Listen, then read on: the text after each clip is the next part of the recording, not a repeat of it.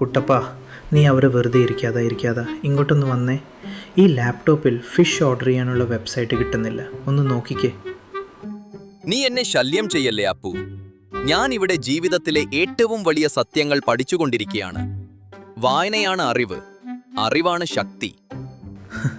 അല്ല, അതിപ്പോൾ നീ എന്തിനാ ഈ വീട്ടിനകത്ത് കൂളിംഗ് ഗ്ലാസ് വെച്ച് വായിക്കുന്നത്? ഇതിലൂടെ അക്ഷരം കാണാൻ പറ്റുന്നുണ്ടോ? ഇത് കൂളിംഗ് ഗ്ലാസ് അല്ല അപ്പു, ഇതെൻ്റെ സ്റ്റൈലാണ്.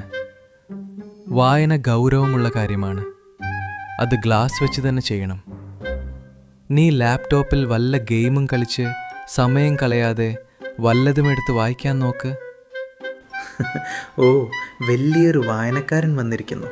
പുസ്തകം തലതിരിച്ചാണ് പിടിച്ചിരിക്കുന്നത് എന്ന് നീ അറിഞ്ഞോ ആവോ? അത് പിന്നെ ഞാനിതൊരു പ്രത്യേക ആംഗിളിൽ പഠിക്കുകയായിരുന്നു.